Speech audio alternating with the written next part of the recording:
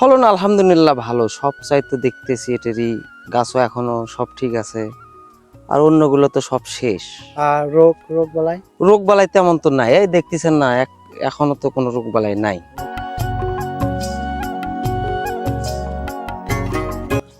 আসসালামু আলাইকুম কৃষি দপ্তর ভাইয়েরা, আজকে আমরা এসেছি সোনাতলা এক বড় ভাইয়ের মরিচের জমিতে। তো প্রথমে আমরা বড় ভাইয়ের সাথে একটু পরিচয় হয়ে নেই। ভাই, আপনার নাম? আমার নাম মোহাম্মদ জিল্লুর রহমান। জিল্লুর রহমান। এই ঠিকানাটা একটু যদি বলেন। সোনাতলা থানা, পাকুল্লা ইউনিয়ন, হুয়াকুয়া গ্রাম। তো ভাই, আপনার এই মরিচের যে জমি দেখতেছি, এটা কত শতক জমি? 22% মতো হবে। 22% জমি। তো কি জাত লাগাইছিলেন? এটা হচ্ছে আপনার কারিশমা। কারিশমা। এর আগে কি আপনি মরিচ করতেছিলেন না এবারই প্রথম?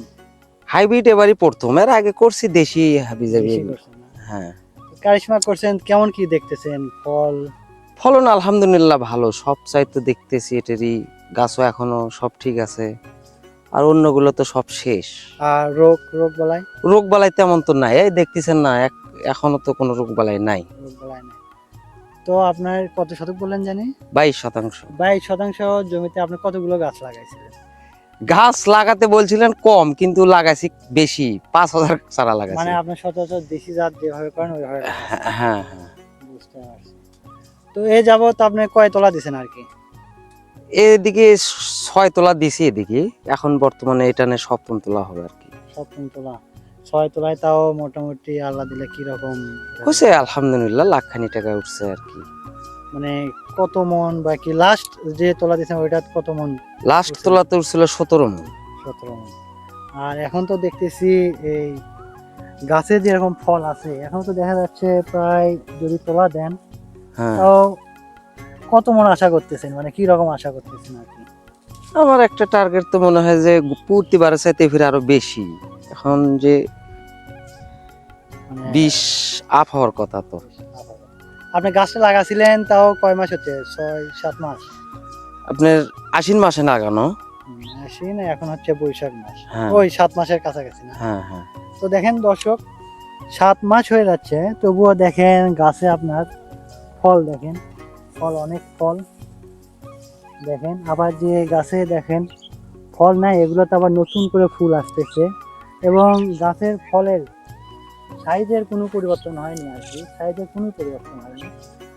আগে মানে প্রথম বা দ্বিতীয় তোলা যেরকম সাইজ থাকে সেরকমই সাইজ দেখা যাচ্ছে নাকি ভাই? হ্যাঁ, মানে আপনি যে এই কারিশমা করছেন, আশেপাশের জমি থেকে আপনার এই জমিতে কি ফল, মানে ফল ফসল কেমন কি হয়েছে? সব দিক দিয়ে আলহামদুলিল্লাহ ভালো।